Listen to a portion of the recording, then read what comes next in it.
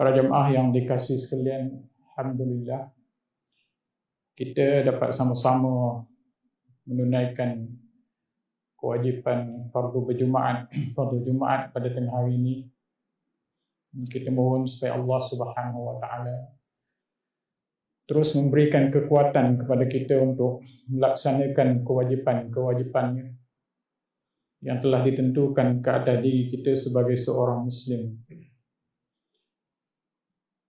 Islam itu maknanya, di antara makna Islam itu ialah menyerah diri. Jadi seorang muslim itu ialah orang yang menyerah diri kepada Allah Subhanahu wa taala dan dia melaksanakan segala perkara yang diperintahkan oleh Allah Subhanahu wa taala. Jadi dalam suasana yang minggu kedua kita memasuki pembukaan masjid mengikut kapasiti jemaah ini, kita harap lebih ramai para jemaah kita akan terus mengimarahkan masjid-masjid, dan semoga Allah Subhanahu wa taala akan memelihara kita semua daripada wabak yang masih lagi ada dalam masyarakat ini.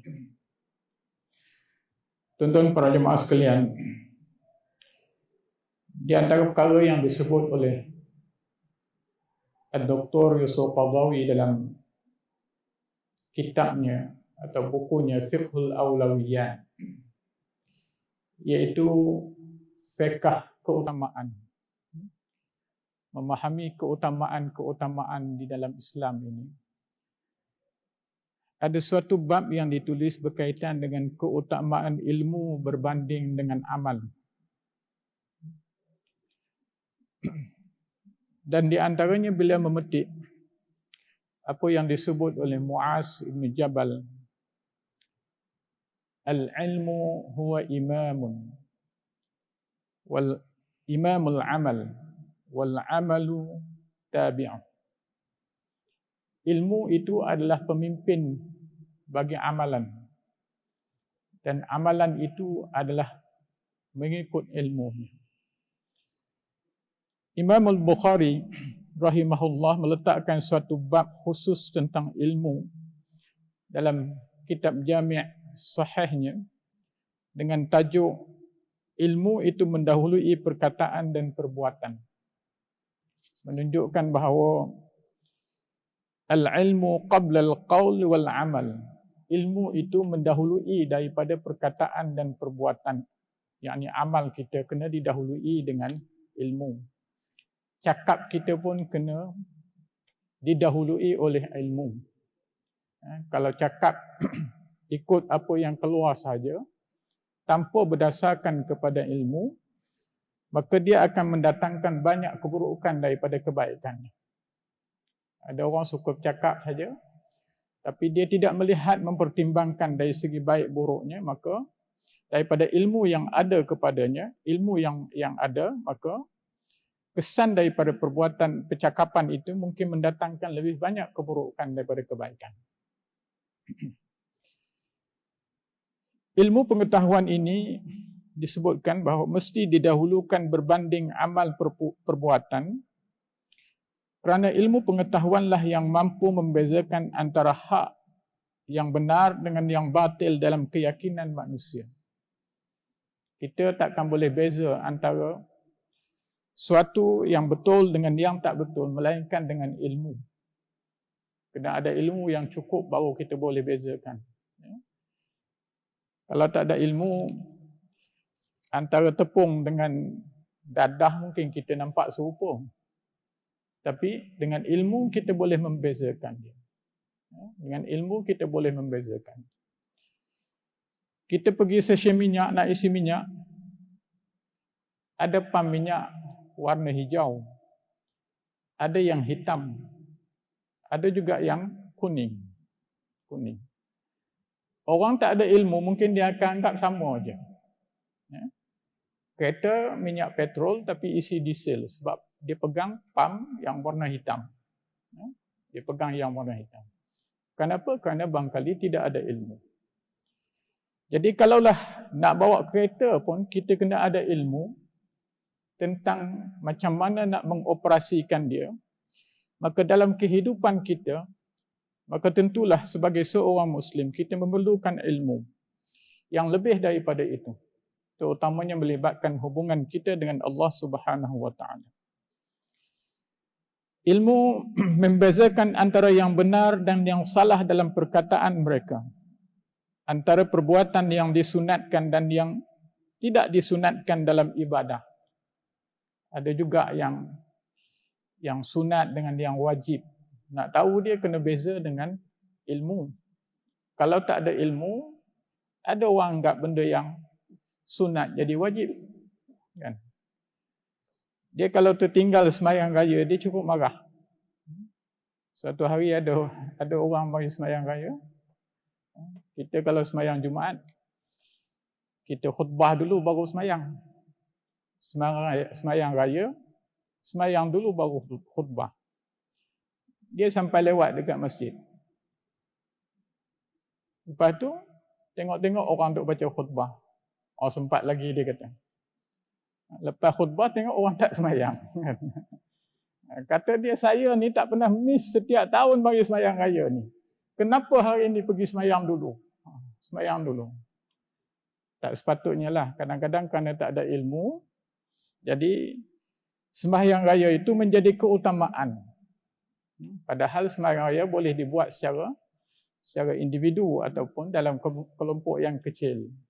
Tapi tak boleh sembahyang raya tu, dia punya marahnya tu, tuan-tuan. Tapi yang tinggal sembahyang Jumaat tu tak rasa marah pula. Ini soal bagaimana menyusun ilmu dan yang di antara ibadah tu sendiri ada sunat tu pun ada muakkad dan tidak muakkad. Ada yang fardu dan ada yang wajib.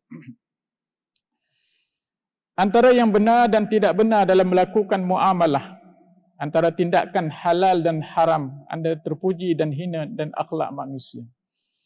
Ini di antara perkara yang disebut tentang soal ilmu yang pentingnya hendaklah disandarkan kepada sesuatu itu, percakapan dan amal itu hendaklah dilandasi kepada ilmu pengetahuan. Khalifah Umar bin Abdul Aziz pernah mengungkapkan, sesiapa yang melakukan suatu pekerjaan tanpa ilmu pengetahuan berkenaan dengan perkara itu, maka apa yang dia rosakkan adalah lebih banyak daripada apa yang dia perbaiki. Kereta kita rosak, kita jumpa orang yang mengaku dia pomen kereta. Tapi dia tahu sikit-sikit je. Jadi kerosakan dia lebih banyak daripada yang dia nak repair. Akhirnya satu enjin kereta kita kena buka habis. Tak kena gaya kena tukar enjin. Sebab dia tak ada ilmu. Apa yang jelas dia kata, sebahagian kelompok orang Islam yang tidak kurang kadar ketakwaan, tinggi ketakwaan, ni Dr. Qadawi sebut dalam buku dia. Ada orang Islam yang tidak kurang kadar ketakwaannya, keikhlasannya dan semangatnya untuk beramal. Tetapi mereka tidak mempunyai ilmu pengetahuan, pemahaman terhadap tujuan ajaran agama dan hakikat agama itu sendiri. Semangat nak buat amal tu tinggi dah. Takwanya tinggi, tetapi tidak dilandasi dengan ilmu. Sebab itu kadang-kadang kita masa PKP ada orang datang, dia kerana waktu itu COVID tengah tinggi, dia nak datang ke masjid, dia kata dia marah dekat orang masjid. Kenapa dia marah? Dia kata, kenapa tutup masjid? Saya nak datang sembahyang sunat duha. Sembahyang sunat duha. Sembahyang sunat duha ni sunat yang muakkad, dituntut betul. Tapi pelaksanaannya boleh dibuat di mana-mana. Di rumah pun boleh buat. Di mana-mana pun kita boleh buat. Tapi lebihnya di masjid bila kita boleh i'tikaf. Tetapi i'tikaf bukan menjadi syarat kepada sahnya sembahyang sunat duha. Jadi kita boleh buat di mana-mana. Kalau di pejabat kita ada musalla, kalau ada wakaf, ada kat mana, kita bawa teksi, jumpa wakaf, kita berhenti nak solat sembahyang. Jadi kita kerana nak sembahyang duha tu, kita bergaduh dengan orang pengawal yang tak bagi masuk, kita buat dosa hanya kerana kita nak buat satu perkara sunat. Marah pula. Jadi, bagaimana kita melihat keutamaan itu? Sebab itu perlu disebut soal ilmu. Antara semangat tu ada, ketakwaannya tinggi. Tapi kadang-kadang kita tidak melihat keutamaan dan bagaimana dari segi kaedah pelaksanaannya. Alhamdulillah. Ya, yang bersemangat tinggi itu, alhamdulillah. Sebab itu disebutkan, keadaan ini menampakkan dengan jelas pada sebahagian kelompok muslimin yang disebut tadi. Oleh yang demikian, itulah sifat kaum Khawarij yang memerangi Sayyidina Ali bin Abi Talib yang mempunyai berbagai keutamaan dan sumbangan terhadap Islam dan mempunyai kedudukan yang hampir dengan Rasulullah dari segi kekeluargaan. Menantu beliau yang sangat dicintai. Kaum Khawarij menghalalkan darahnya dan kaum muslimin yang mendekatkan diri mereka kepada Allah Subhanahu wa taala. Yang ni Dr. Ishaq Qaradawi sebut betapa kepahaman ini wujud kepada sebahagian golongan Khawarij pada zaman Sayyidina Ali dulu, di mana mereka ini orang macam Sayyidina Ali itu dia boleh pelekeh lagi. Orang Khawarij ni. Dengan kedudukan dia, keilmuan dia, kerana semangat dia dan kepahaman dia. Dia rasa dia paling betul, kepahaman dia yang sedikit, tapi mereka rasa dan mereka menghalalkan darah Sayyidina Ali dan orang-orang kaum muslimin yang mendekatkan diri kepada Allah Subhanahu wa taala. Kenapa? Kerana tidak ada ilmu. Kerana ilmunya kurang. Bila tak ada ilmu, semangatnya tinggi sampai kepada peringkat level Sayyidina Ali. Kalau level kita ni tuan-tuan, tak tahulah kalangan Khawarij ni nak kata apa. Sayyidina Ali yang paling dekat dengan Rasulullah, ahli keluarga dan menantunya, yang tu pun sampai ke peringkat puak-puak Khawarij menghalalkan darahnya.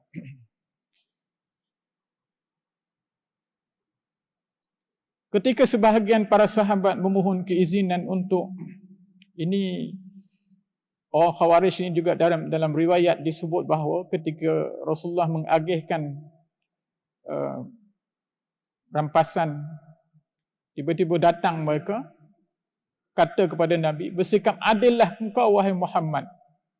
Lalu Nabi kata, binasalah engkau.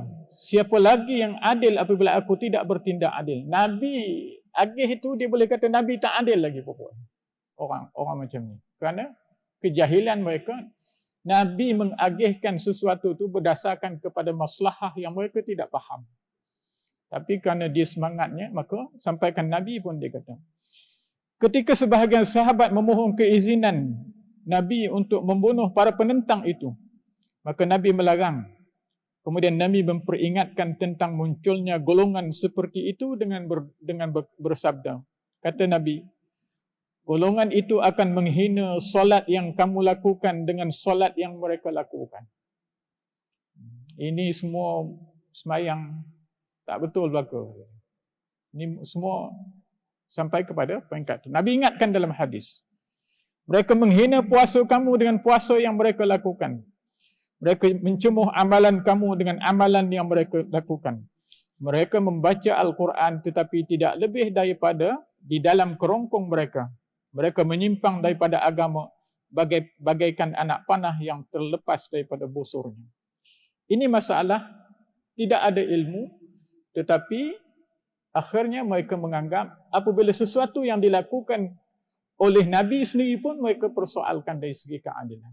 Ini bahana daripada kejahilan, dan Al-Imam Hasan Al-Basri mengingatkan sikit tuan-tuan. Imam Hasan Al-Basri memperingatkan orang yang tekun beribadah dan beramal selagi mereka tidak membentingkan diri dengan ilmu pengetahuan dan pemahaman. Dia mengucapkan perkataan yang sangat dalam maknanya.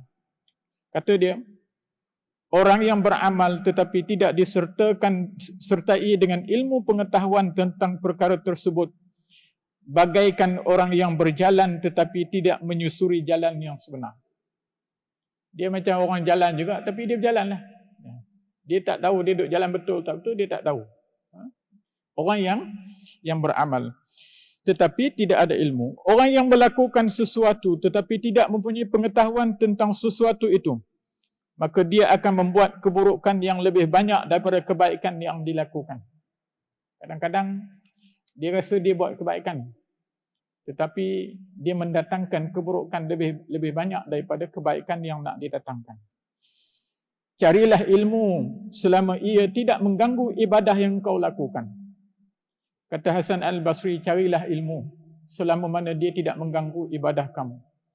Dan beribadahlah selama ibadah itu tidak mengganggu pencarian ilmu pengetahuan. Buatlah ibadah, tapi selama mana dia tidak mengganggu ilmu. Jangan satu-satu. Jangan satu-satu. Ilmu dan ibadah tu kita sebut awal tadi.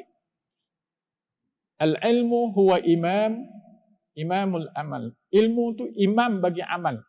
Dan amal tu adalah tabi', dia yang mengikut kepada ilmu itu. Sehingga mereka keluar dengan pedang mereka untuk membunuh umat Islam. Kalau mereka mahu mencari ilmu pengetahuan, niscaya mereka tidak akan melakukan seperti yang mereka lakukan. Inilah yang berlaku di setengah negara yang kita lihat. Orang Islam bunuh orang Islam sendiri. Bukan masalah apa, tetapi kerana kejahilan soal ilmu, tetapi mereka mempunyai semangat yang tinggi untuk agama, dan mereka menganggap orang lain tidak mengamalkan agama yang betul dan sebagainya, tetapi mereka lebih tidak betul apabila menghalalkan darah orang Islam yang tidak sepatutnya dihalalkan secara sewenang-wenangnya. Tuan-tuan yang dirahmati Allah sekalian, marilah kita menanamkan keazaman untuk terus mencari ilmu pengetahuan, dan di samping kita juga beramal, kita tingkatkan ilmu. Mudah-mudahan ilmu yang kita dapat itu memandu amal kita, dan amal kita diterima oleh Allah Subhanahu wa taala. Aqul qawli hadza astaghfirullahal azim. Assalamualaikum warahmatullahi wabarakatuh.